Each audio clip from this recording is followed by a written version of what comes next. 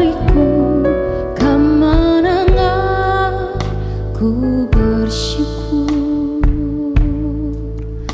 ku bersyukur padamu. Ku mengasihimu, Yesus, Kau perlindungan bagiku. Kau beriku kelepasan, Kau beriku kemenangan. Ku bersyukur, ku bersyukur padamu. Hosana bagimu di tempat yang maha tinggi. Hosana bagimu Yesus di tahta maha kudus.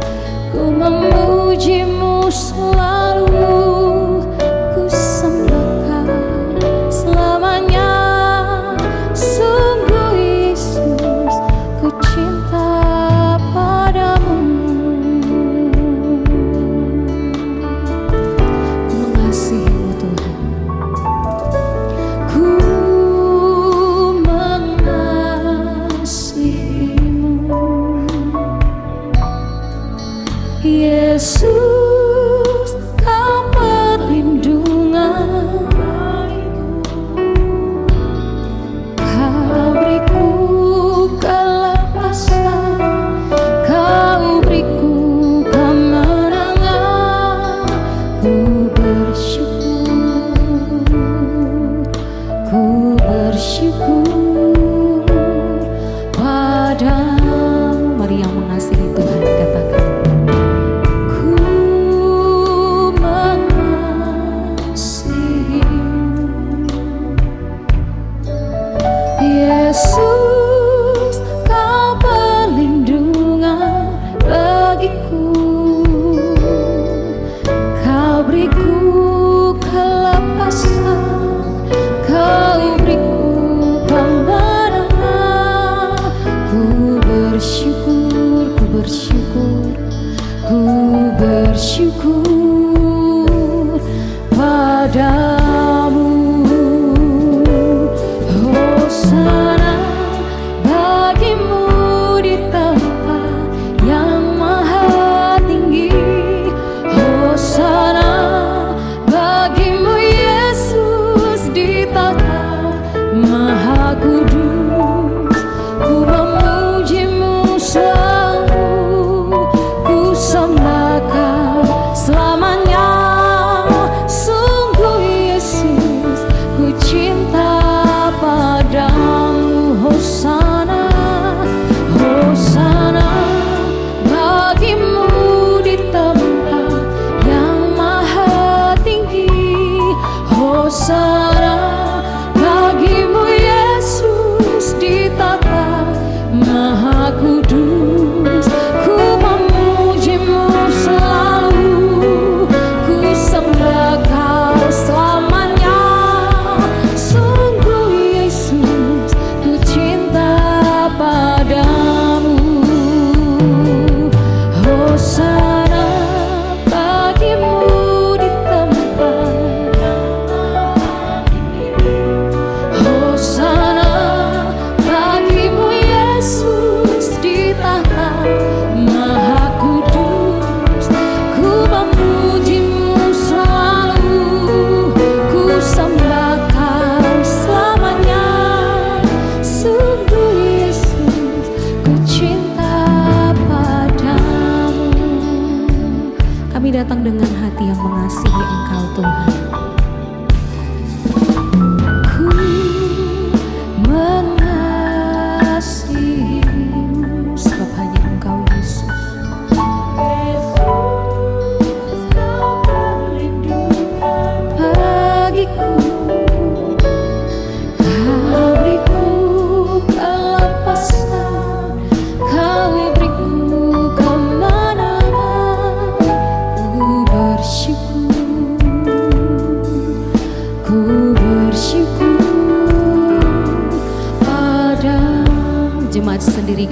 ku mengasihi.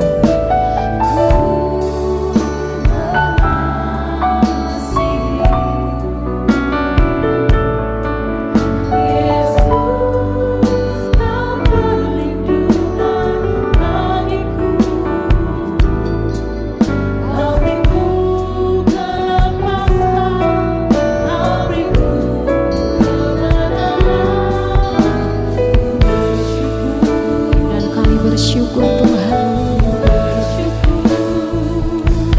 padamu Hosana, Hosana bagimu di tempat yang maha tinggi.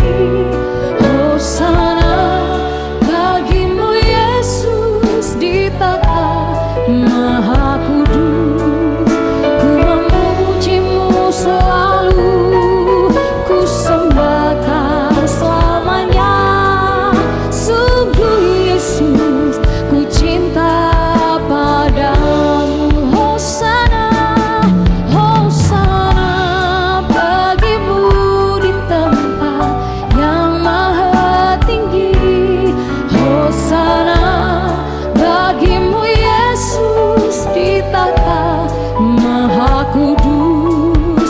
Ku memujimu selalu, ku sembah Kau selamanya. Sungguh Yesus, ku cinta padamu. Hosana bagimu di tempat yang maha tinggi. Hosana bagimu Yesus di takhta maha kudus. Ku memujimu selalu, ku sembah Kau selamanya. Sungguh Yesus, ku cinta padamu. Yang cinta sama Tuhan, boleh angkat kedua tangan kita di hadapannya, katakan Hosana, Hosana bagimu di tempat yang maha tinggi. Hanya bagimu Yesus di takhta maha kudus. Ku memujimu selalu, ku sembah Kau selamanya. Sungguh Yesus, ku cinta padamu. Hosana bagimu di tempat yang maha tinggi. Hosana bagimu Yesus di takhta maha kudus. Ku memujimu selalu, ku sembah Kau selamanya. Sungguh Yesus, ku cinta padamu. Kami hanya mau puji Engkau Tuhan. Ku memujimu selalu, ku sembah Kau selamanya. Sungguh Yesus, ku cinta padamu. Ku memujimu selalu, ku sembah Kau selamanya. Sungguh Yesus, ku cinta padamu.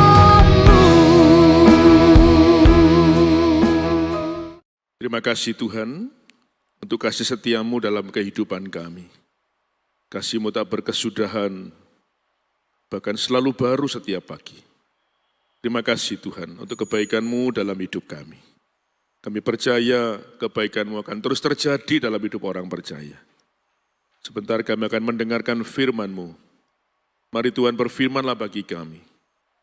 Biar setiap firman yang kami dengar memberkati hidup kami. Bahkan menjadi jawaban, bahkan menjadi pengharapan dalam hidup kami. Urapi kami semuanya, supaya kami sungguh bisa mengerti firman-Mu. Terima kasih Tuhan, berbicaralah bagi kami siap untuk mendengarnya. Dengan penuh sukacita, kami sambut firman Tuhan di dalam nama Tuhan Yesus. Amin.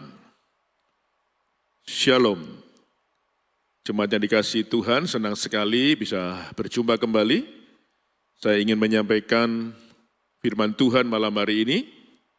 Firman Tuhan saya beri judul 3 jawaban doa. Saudara-saudara, di dalam hidup kita, saya percaya setiap orang pasti terus berdoa. Tidak ada orang yang tidak berdoa, bahkan berhenti berdoa. Sampai hari ini saya percaya setiap kita akan pasti terus berdoa, ya, untuk segala permohonan kita, untuk segala permintaan kita dan pertolongan kita kepada Tuhan. Ya, saudara-saudara, kalau kita berdoa, kita mau tidak mau akan masuk di dalam 3 jawaban doa. Setiap orang yang berdoa pasti masuk dalam tiga jawaban doa ini. Ya. Yang pertama, ketika kita sedang berdoa, kita menunggu jawaban. Ya, saya ulang, waktu kita berdoa, yang pertama yaitu doa yang sedang menunggu jawaban. Ada orang bertanya kepada saya, kenapa Pak, sementara kita berdoa harus menunggu jawaban? Saudara, kita harus menyadari bahwa waktu Tuhan itu bukan waktu kita. Ya, waktu kita juga bukan waktunya Tuhan. Kan ada lagunya, waktu Tuhan bukan waktu kita. Itu sebabnya kalau benar kita sedang berdoa dan kita masuk dalam poin yang pertama ini, maka kita harus sabar menanti waktunya Tuhan. Waktunya Tuhan belum tiba, saatnya Tuhan belum tiba, jadi kita harus sabar menanti. Saya percaya kalau suatu hari, suatu waktu, waktunya Tuhan sudah tiba, saatnya Tuhan sudah tiba, maka jawaban yang terbaik pasti kita terima. Ya, jadi itu sebabnya tetap sabar ya, tetap berdoa.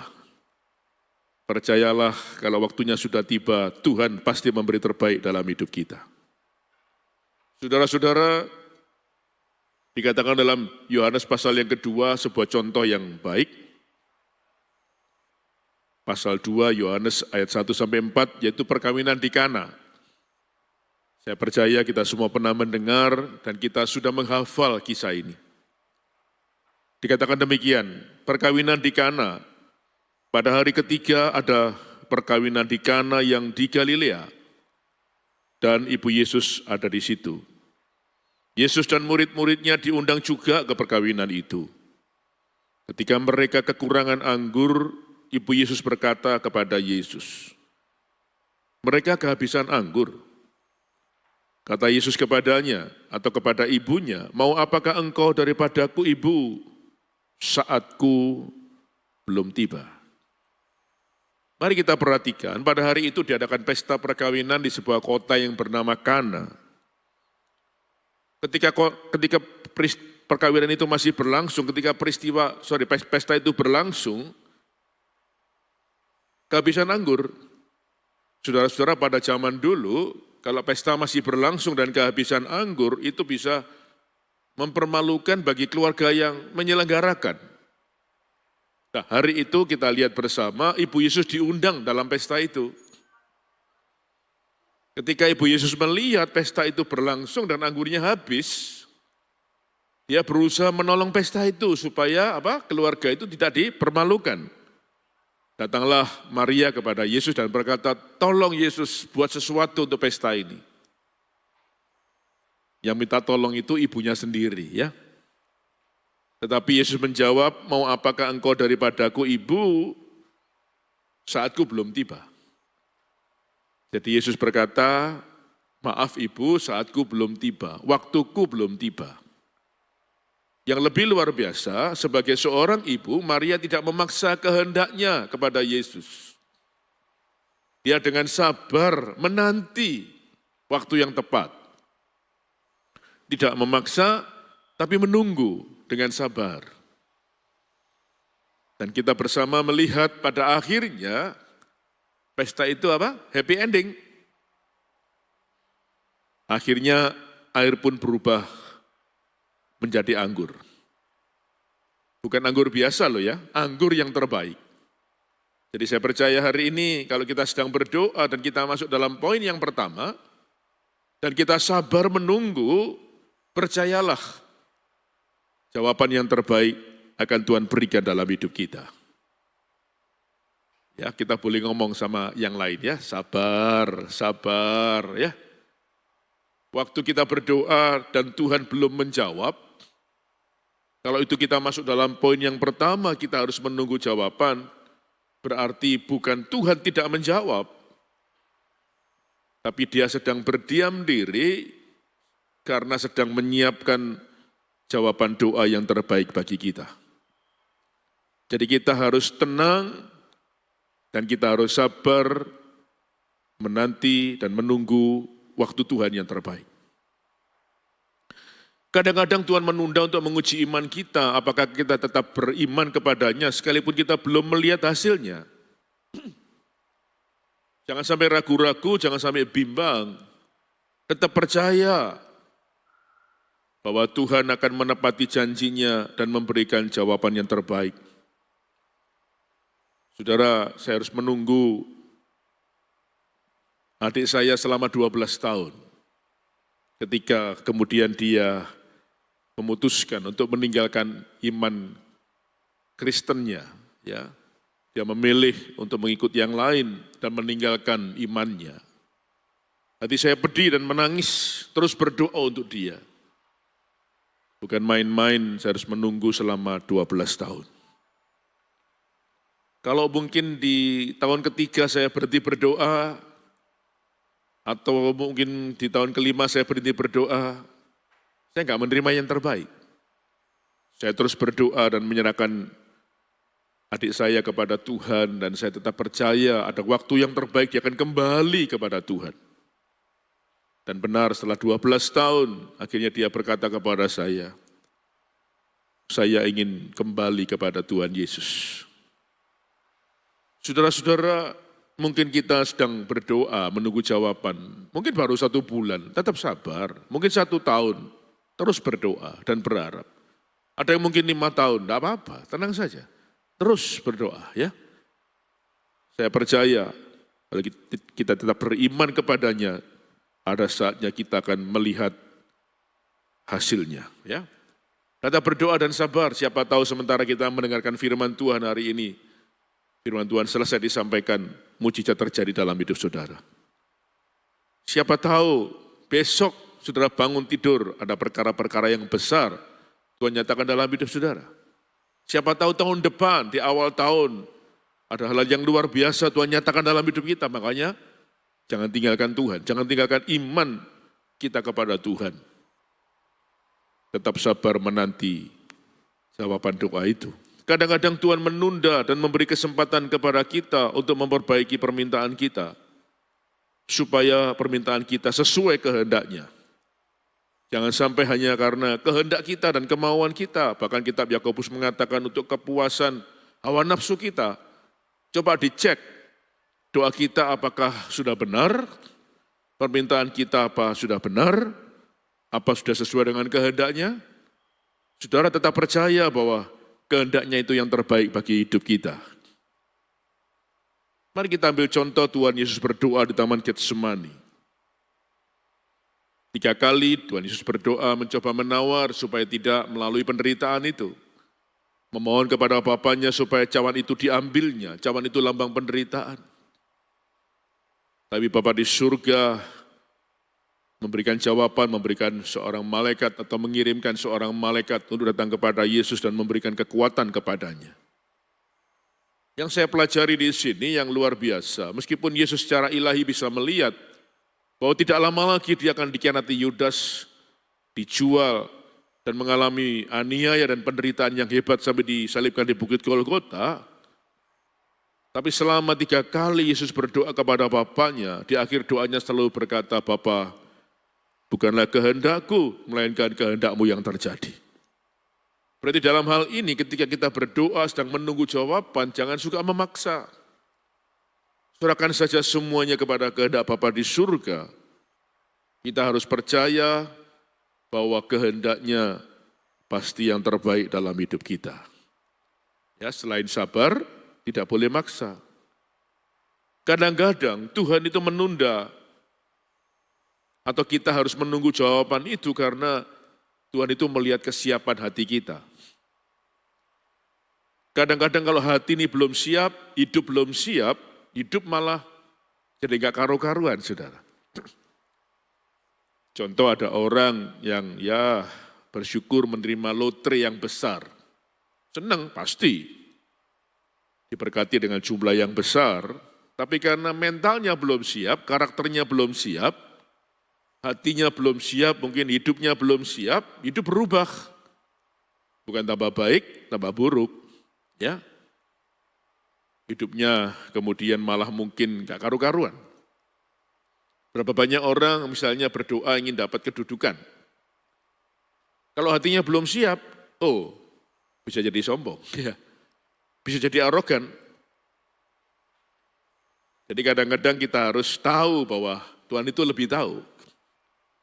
Jadi kita belum siap menerima sesuatu yang lebih misalnya. Tuhan tahu. Kalaupun dikasih, malah hasilnya nggak bagus, malah hasilnya nggak baik, makanya ditunda dulu sama Tuhan. Itu lebih baik. Ya ada sih orang-orang yang meskipun diberkati, tetap rendah hati. Ada. Itu berarti mentalnya, karakternya sudah siap. Meskipun dapat posisi, kedudukan, jabatan, dia tetap baik, itu luar biasa. Ya. Jadi hari ini Tuhan itu tahu setiap kapasitas kita, tetap percaya bahwa kalau kapasitas kita sudah siap, Tuhan pasti memberikan jawaban yang terbaik tadi. Tuhan pasti memberikan sesuatu yang baik dalam hidup kita.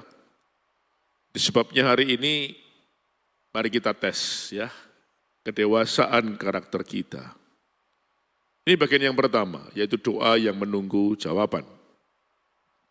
Yang kedua, waktu kita berdoa juga kita senang dengan bagian yang kedua ini, yaitu doa yang ada jawabannya.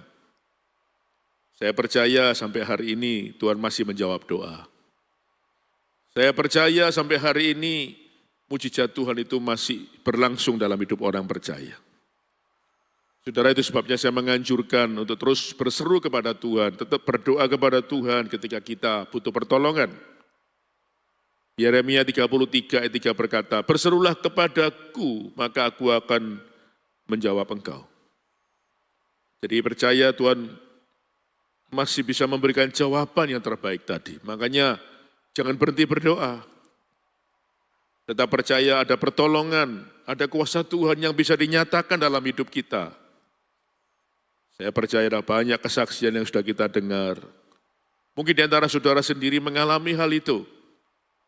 Tetap percaya kalau Tuhan pernah menjawab doa kita, menyatakan mujizatnya dalam hidup kita. Hari ini pun tetap percaya Tuhan masih bisa menjawab doa kita dan Tuhan masih bisa menyatakan mujizatnya dalam hidup kita. Saudara-saudara, anak saya yang kedua dilahirkan dalam keadaan bermasalah waktu di kandungan.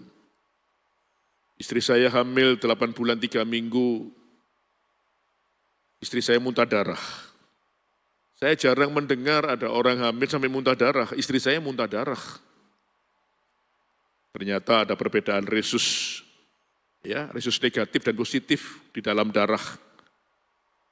Anak saya kemudian meracuni mamanya, meracuni istri saya, sampai muntah darah. Biasanya salah satu di antaranya bisa kalah. Ketika muntah darah di rumah, kemudian saya bawa ke rumah sakit, sepanjang perjalanan saya masih ingat, istri saya terus muntah darah.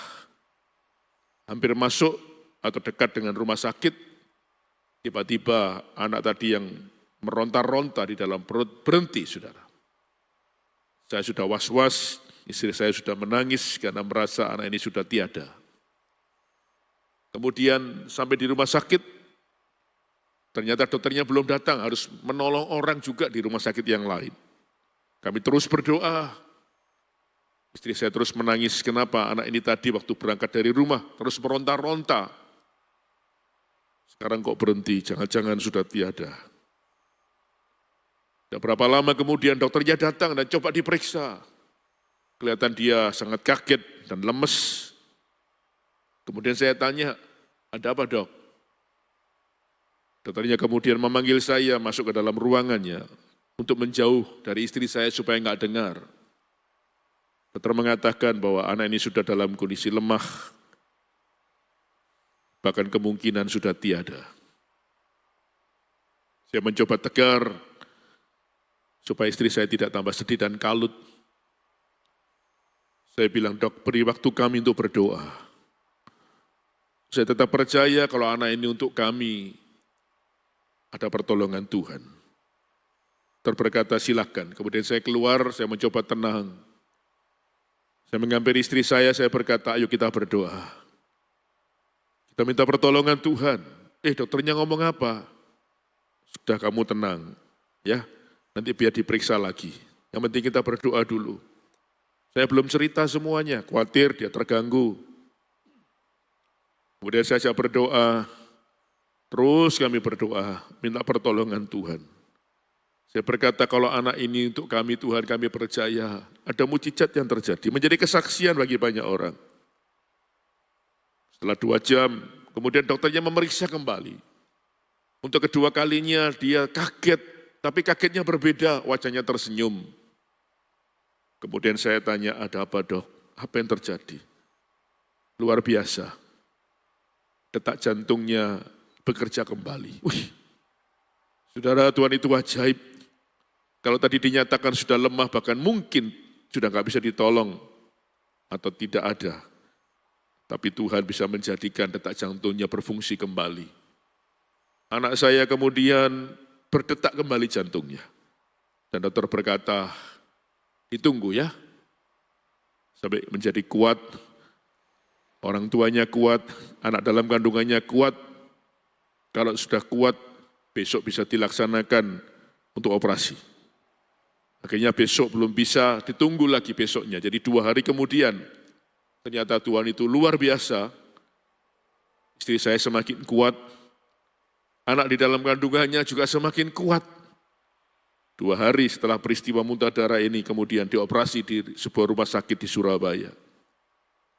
Begitu dikeluarkan, anak ini dalam keadaan cukup berat kesehatannya, banyak tutul-tutul di dalam tubuhnya, nafasnya tersengal-sengal, akhirnya ditolong, masuk inkubator, disinar dan sebagainya. Istri saya sudah pulang ke rumah, anak itu nggak boleh pulang, sudah. Terus dia dirawat di rumah sakit. Bahkan setelah pulang, dokternya berkata, kalau ada apa-apa 24 jam boleh hubungi saya. Wah, pesan itu malah membuat kami khawatir hari-hari itu. Berarti anak ini dalam keadaan bermasalah. Terus kami berdoa, minta pertolongan Tuhan, minta belas kasihan Tuhan, kami berseru kepada Tuhan. Karena itu kami doakan terus-menerus supaya tangan Tuhan terus menjamah, memulihkan, dan luar biasa dia bertumbuh, dia berkembang, sehat luar biasa. Bahkan 1 tahun dia berkembang, bertumbuh, tidak mengalami gangguan yang berarti. Dan saya bersyukur hari ini anak saya sudah berusia 26 tahun. Anaknya sehat, anaknya bisa sekolah dengan baik, dan sekarang sudah bekerja. Saya percaya itu karena mujizat Tuhan yang dia kerjakan dalam hidup anak saya. Saudara, dalam dunia pekerjaan, hidup saya juga diberkati oleh Tuhan. Ya, Tuhan mempercayakan pekerjaan-pekerjaan yang baik dalam hidup saya, yang dulunya saya nggak punya apa-apa. Jadi saya bisa saksikan hari ini, Tuhan itu ada. Ya, dan dia bisa buat mujizat dalam hidup kita semua. Tetap percaya, tetap berdoa. Saya ulang, masih ada jawaban dalam doa-doa kita. Masih ada mujizat bagi kehidupan orang percaya. Jangan berhenti berdoa. Jangan berhenti untuk tidak percaya kepada Tuhan, tetap percaya. Percayalah hari ini, kuasa Tuhan masih bisa dinyatakan dalam hidup kita semuanya. Kalau ada di antara saudara yang mendengar firman Tuhan ini, biarlah iman saudara dibangkitkan, kepercayaan saudara dibangkitkan kembali. Dan saya percaya pertolongan Tuhan akan dinyatakan dalam hidup kita semua. Yang ketiga, mau tidak mau, setiap kita akan masuk di dalam bagian yang ketiga ini. Ya, waktu kita berdoa, ternyata ada doa yang tidak ada jawabannya. Ya, masa apa? Waktu kita berdoa nggak dijawab oleh Tuhan? Ada, saudara. Ya, waktu kita berdoa dan bertanya kepada Tuhan, biasanya Tuhan nggak menjawab, yaitu seputar kematian. Ayo coba kita berdoa, Tuhan kapan saya mati? Tuhan nggak akan menjawab, saudara. Kapan Tuhan orang itu mati? Tambah nggak dijawab. Kapan Tuhan sebelah saya mati? Tuhan nggak dijawab, saudara. Ya. Karena kematian itu merupakan rahasia Tuhan. Kita pun nggak tahu kapan kita mati kok ya. Umur berapa, di mana tempatnya, caranya bagaimana. Nggak ada yang tahu. Mau dengan cara apa? Nggak tahu juga kan. Jadi kalau sudah tahu bahwa kematian itu nggak ada jawabannya, ya lebih baik nggak usah tanya, saudara. Jalani hidup saja, tetap percaya kepada Tuhan sampai garis akhir. Orang yang percaya Yesus sebagai Tuhan dan Juru Selamatnya, kapanpun mati pasti masuk surga. Jadi nggak usah takut. Ya. Jadi menurut saya kematian itu nggak ada jawabannya. Saya pernah kehilangan gembala saya dipanggil Tuhan di usia yang sangat muda. Loh, semua bertanya kepada Tuhan, masih muda. Istrinya pun bertanya, sampai hari ini juga nggak ada jawabannya. Tapi yang tetap kita semua, kita tetap percaya bahwa orang yang sudah percaya kepada Tuhan Yesus, kapanpun dia dipanggil pulang, dia pasti pulang ke surga. Di hari ini, kita harus berhenti, terus bertanya soal kematian ya. Karena soal kematian ini, biasanya Tuhan tidak menjawab. Sekali lagi, karena ini menjadi rahasia Tuhan. Juga saya mengamati, tidak jarang ada orang bertanya soal sakit penyakit yang diderita, Tuhan pun kadang tidak menjawab, saudara. Kenapa orang baik ini sakit seperti hari ini ya? Kenapa penderitaannya berkepanjangan? Kasihan, ya. Mama saya sendiri mengalami hal itu, puluhan tahun kakinya diamputasi dua-dua, kena stroke. Ya, kami bertanya, mama saya terus bertanya kenapa Tuhan berbuat ini. Dan itu pun Tuhan tidak memberi jawaban yang jelas. Tapi yang saya percaya, kita sebagai orang percaya kalau mengalami hal itu, Tuhan pasti memberikan kekuatan untuk menghadapi semuanya. Puji Tuhan, mama saya tetap kuat. Nah, kekuatan Tuhan yang bekerja dalam dirinya. Dan puji Tuhan sampai akhir hidupnya, mama saya tetap percaya kepada Yesus, tidak menyangkal.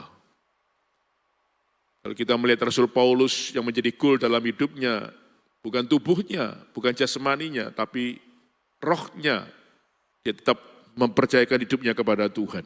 Ya, goal kita bukan tubuh jasmani ini, karena tubuh jasmani akan hilang, dikuburkan. Tapi saya percaya roh dan jiwa kita kembali kepada Tuhan dan mengalami kehidupan yang kekal. Saudara-saudara, Rasul Paulus ini juga menghadapi masalah yang berat. Padahal dia seorang rasul yang hebat. Dikatakan di dalam firman Tuhan, Rasul Paulus berdoa kepada Tuhan, supaya Tuhan itu mencabut duri dalam dagingnya. Banyak yang menafsirkan, duri dalam dagingnya itu salah satunya karena sakit penyakit yang dia alami. Secara mengatakan kakinya pincang lah, matanya satu hampir buta, jalan terbungkuk-bungkuk, ya. Satu hal yang berat yang harus dialami Rasul Paulus, sementara melayani Tuhan, menginjil dan sebagainya, mengalami penderitaan semacam itu. Makanya dia berdoa supaya duri dalam dagingnya dicabut. Tapi Tuhan memberikan jawaban seperti ini, cukuplah kasih karuniaku bagimu, ya. Justru dalam kelemahan, dalam semuanya kuasa Tuhan bekerja. Saudara, Rasul Paulus diberi kasih karunia, makanya dia kuat menghadapi semua. Dan saya berdoa hari ini dan saya berharap kasih karunia Tuhan juga diberikan kepada kita semua. Sehingga setiap kita kuat menjalani hidup ini. Kuat mungkin menghadapi penderitaan dan sakit penyakit. Kuat dalam menghadapi persoalan dan masalah hidup. Biarlah kasih karunia Tuhan, kekuatannya menyertai kita semua. Maka Rasul Paulus di akhir hidupnya juga tidak mudah. Dia dipenggal kepalanya oleh Kaisar Nero di tahun 60 sekian Masehi. Saudara lihat, Rasul Paulus goalnya bukan tubuh jasmani.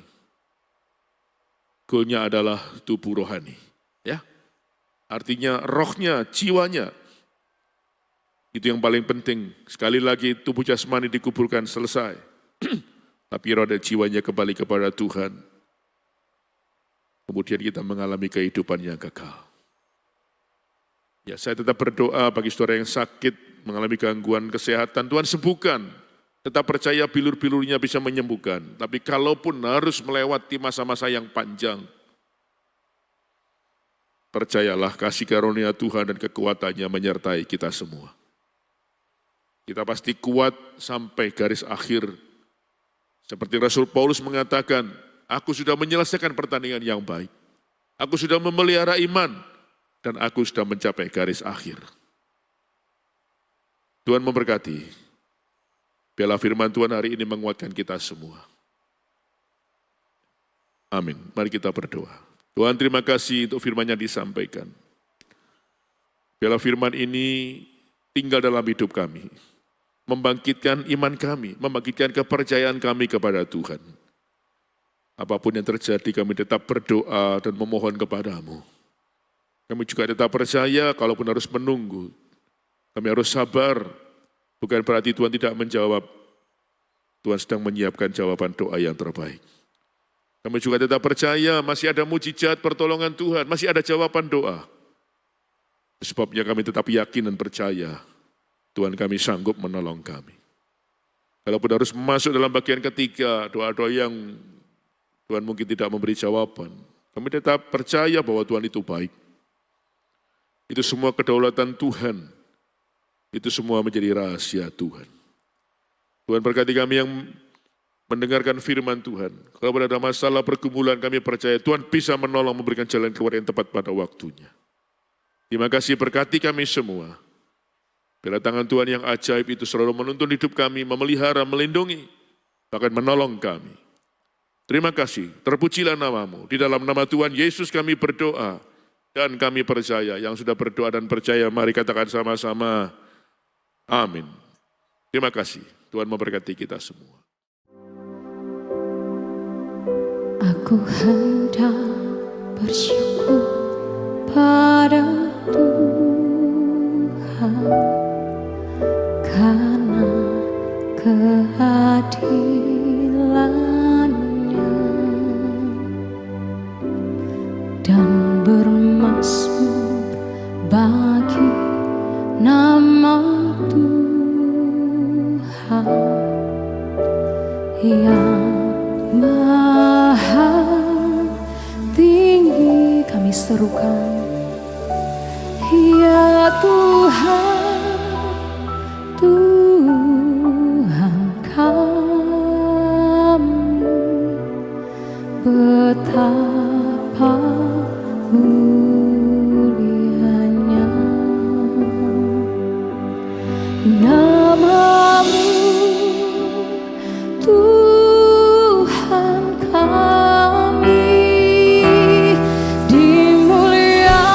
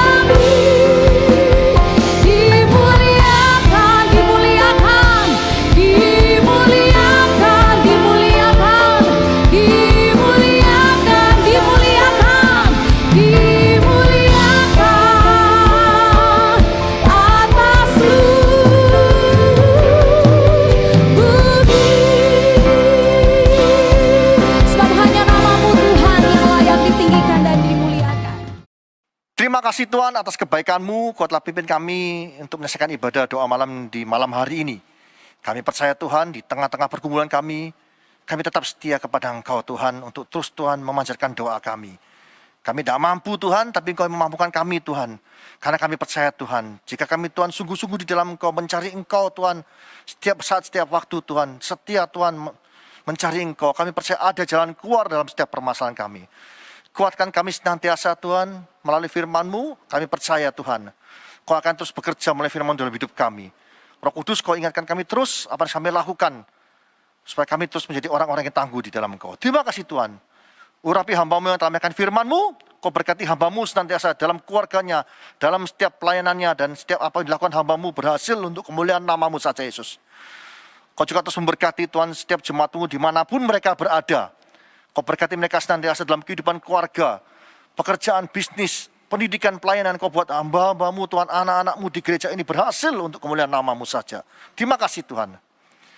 Kami terus juga berdoa Tuhan bagi pemerintah negara ini, Bapak Presiden bersama seluruh staf jajarannya, Kau berikan kekuatan yang baru senantiasa. Kau berikan hikmat-Mu untuk dapat menyelesaikan permasalahan-permasalahan yang ada di negara ini. Terima kasih Tuhan. Masuk kekasih, kita mengangkat kedua tangan kita untuk menerima berkat dari Allah Bapa. Tuhan,